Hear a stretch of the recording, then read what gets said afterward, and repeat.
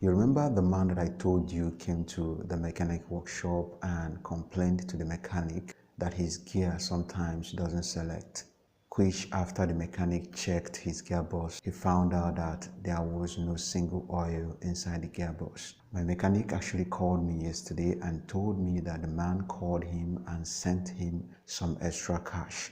And I was surprised and I asked him why. Why did he send you extra cash? And he said the man was grateful. He said that that is his token of appreciation for being sincere. That's number one. And also for saving him from a huge expenses. You see, I'm saying this, some car owners or drivers won't understand what I'm trying to say. That man was actually few miles away from premium tiers. A gearbox seller somewhere would have smiled to the bank if he wasted a little moment, because you can imagine what would have happened to a gearbox that has no single oil inside it. I would say it was just a miracle. But that's by the way. I want you to remember and note these two things I'm about to say. The reason I'm making this series on gearbox is because gearbox is not cheap. You see, your engine and your gearbox, these two things are very important that you take good care of them, because if anything happens to any of it, you have to pull out a huge amount of money to make a repair or to replace them.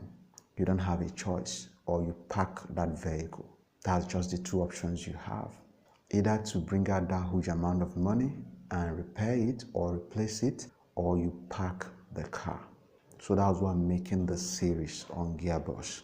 Now, listen very attentively. When you are in a hold-up, or maybe you stopped to buy something, some people leave their car on drive and then their leg on the brake pedal.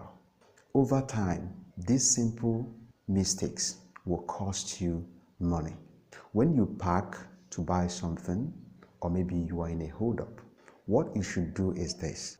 You pull your handbrake and then you park the car.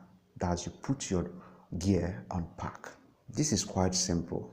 It is not stressful. Just draw your handbrake and then put the car on park. Once the road begins to move again, you put the gear on drive, then you bring down your handbrake. Very simple. You might think it is stressful until after a while, your mechanic will tell you that you have to change your gearbox, or that the gearbox is having a serious issue or damage. Number two, most or some drivers are used to, when they put the car on drive, they rest their hands on the gear stick or the gear lever. It is wrong. You might think maybe that's the way you drive and you feel comfortable. In the process of having your hands on that gear lever, let's say you see something suddenly and you mash a brake. With that force and pressure, your hand might just grab that lever and pull it away from drive while the car is still a little bit in motion. That is likely to affect your gearbox. There is a reason why the car manufacturers provided a handrest between the two-seater. So it is better you make use of the handrest than using your gear lever or gear stick as your handrest. If you continue to do that, one day the gearbox will rest on your pocket.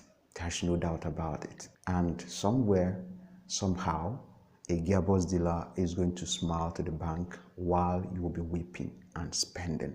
A word is enough for a wise person. Treat this with all importance, and you're going to continue to enjoy your car gearbox.